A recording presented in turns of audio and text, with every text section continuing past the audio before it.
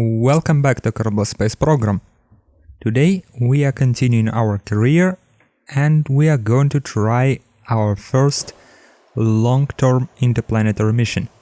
For that, we would require a special kind of space station, and we are launching the first part of it right now. It is going to produce electrical power in the orbit around Kerbin and transmit it using microwave to other parts of the universe. And here is the second part of the same ship. This time it is the reactor itself. So let's see where it goes. We are approaching our orbital velocity and we are going for the rendezvous. The usual parameters, so I skipped all of it and just showing the result rendezvous and docking procedure. Here we go. After docking is complete, we are boosting our orbit as high as we can, and at this point it is only 800 by 800 kilometers orbit, but that should be enough for our goals. Let's activate the transmitter and let's launch our actual mission. As you can see, it is not very big. We are only using 3.75 meters parts for convenience. And here is our payload. One capsule with radiators, receivers and magnetoelectric engine, which we hopefully will be able to use to get to other planets. Multiple. And here is our first burn, in which we will expand our fuel from ascent stage and turn to the interplanetary craft. Our first target will be Eve. I really hope that I know what I'm doing. The idea behind the craft is that we go to the planet and use its gravity to boost our orbit higher by using the technique called gravity assist, and by using this electric engine we will have loads and loads of delta V to help us along. So if anything goes south with gravity assist, we will be able to go with just burning. So here is our maneuver for the Eve, and our burn will take approximately 5 minutes, so let's cut it out and see what happens in the end. And yes, your eyes do not deceive you, we have 7,500 delta V in our craft, although it is very small. So we continued with the burn, and now I'm going to try and get the gravity assist of the Eve, and trust me, I've spent a long time doing it, but I couldn't get the maneuver right. It just didn't want to work. So I decided, well, we'll go with just normal burn. We'll burn at periapsis and see what happens. We only need 700 meters, but what is that?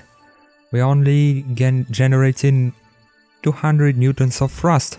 That's not enough. I guess the distance from the receiver to transmitter with microwave power does matter. So I decided, well, maybe Eve is also obscuring our view, so we will get out of the sphere of influence and we will wait until we get in the orbit closer to Kerbin, or maybe just burn at periapsis of our solar orbit. Let's see what happens. So let's see.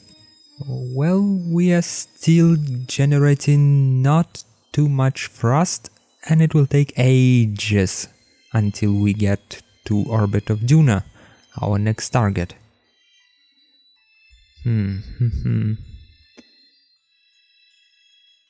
I would assume that it is a viable design in case we have much time, but I cannot spend hours upon hours on simply waiting for burn to complete. So after some time I decided, well, unfortunately this mission wasn't a success. I've spent approximately 2 hours trying to find the exact place where we can boost our orbit most efficiently, but it didn't work out. So I decided, well, time to get back to Kerbin. And this is the maneuver I came up with to get our brave Kerbanaut back home. In best scenario, it took approximately 1 hour and 15 minutes of continuous burning to get our orbit where we needed to be. So I decided, well, we have to go with that. After all, we can use 4 times speed and make it to bearable time of approximately 20 minutes. So I went with this burn, and approximately 25-30 minutes later we were entering the sphere of influence of Kerbin, just like shown here.